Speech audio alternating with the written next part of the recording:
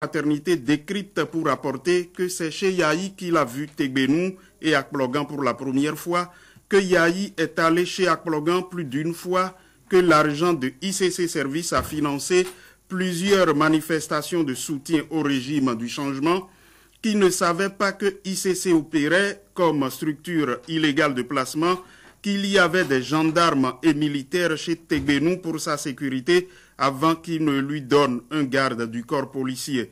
Le journal publie le constat d'huissier qui atteste que rien n'a été trouvé chez Zinzinokwe après la perquisition. Le Progrès s'intéresse à une phrase de l'ex-ministre, je cite, « ICC Service était bel et bien en terrain contrôlé et maîtrisé ».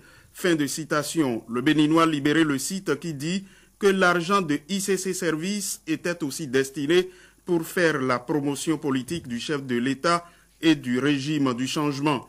Et l'événement précis décrit qu'il confie être fait en sacrifice de purification du régime du changement. Pour l'informateur, Zinzinokwe balance sa bombe sur Yahi avec son mémorandum qui crucifie le chef de l'État. La presse du jour fait observer que ces révélations sont troublantes pour le chef de l'État. Le chroniqueur de Fraternité estime que Yahi a du pain sur la planche avec deux lourds mémorandums tombés sur sa tête, deux chefs-d'œuvre de deux super ministres, deux explosifs en forme de brûlot. Pour le chroniqueur, il, c'est-à-dire Zinzinokwe, connaît les 10 commandements de Dieu reçus par Moïse sur le mont Horeb ou Sinaï, les lois et les ordonnances, l'alliance traitée avec nous à Horeb par l'Éternel, notre Dieu, sur la montagne, du milieu du feu. On est loin de l'athéisme, poursuit-il avant de conclure que la vérité de Zinzin est éclatante et repose sur un support éclaboussant. Mais malheureusement, et cette fois-ci, ce n'est pas du chroniqueur qu'il l'écoutera, puisqu'il invitait les Béninois à boucher leurs oreilles, qu'il lira son mémorandum, puisqu'il demandait à ses compatriotes de fermer leurs yeux. Une sortie médiatique toujours dans l'affaire ICC Service, celle de Maître Kato Atita, avocat du président directeur général de ICC Service, qui apporte selon Diakbata des précisions dans l'affaire. Maître Kato Atita, que rapporte aussi le Télégramme et qui déclare que Guy Akplogan n'a jamais de relation particulière avec le chef de l'État. Et le Progrès de le citer qui dit que le chef de l'État ne peut pas reconnaître Guy Akplogan, même parmi 4 personnes. Maître Paul Kato Atita était-il en mission, s'interroge l'Inter-Express. La question que le confrère de la matinée se pose, c'est de savoir pourquoi le PDG de ICC Service veut dédouaner le pouvoir. La Nation rapporte qu'il plaide pour Guy Akplogan.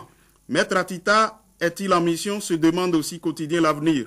Le même journal révèle qu'il y a eu tentative d'infraction chez Armand Zinzinokwe dans la nuit du 6 septembre dernier par 2 individus qui ont forcé le portail du domicile pour y pénétrer de force. Ils ont été appréhendés. Le confrère de la matinée rappelle que l'opposition est dans les rues ce jour. Palmarès, l'opposition descend dans la rue ce jour. Notre temps, le label et l'option info auraient souhaité que les organisateurs de la marche contre l'insécurité collaborent plutôt avec les forces de sécurité. Le Béninois Libéré pressent que le gouvernement prépare un affrontement quant à cette marche de l'UN dont les responsables sont prêts à tout. L'événement précis publie un communiqué de ABT 2011 et écrit qu'il donne l'alerte, somme le gouvernement et lance un appel aux forces démocratiques et au peuple pour barrer la voie au régime. Cela quant à la disparition du sieur d'Anivo. La Nation rapporte qu'il y a eu une séance de travail entre le haut commandement militaire et Boni Yahi à propos de l'insécurité au Bénin. Et à propos de la psychose de disparition de personnes, l'autre quotidien rapporte le ministre de l'Intérieur qui rassure les Béninois.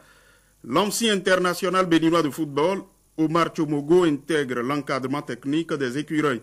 C'est Fraternité qui rapporte l'information et qui écrit qu'il est nommé assistant de l'encadrement technique conduit par Jean-Marc Nobilo. Le journal rappelle qu'il faisait déjà partie de l'encadrement technique de Michel Dussuyer qui avait pris part à la Coupe d'Afrique des Nations Angola 2010.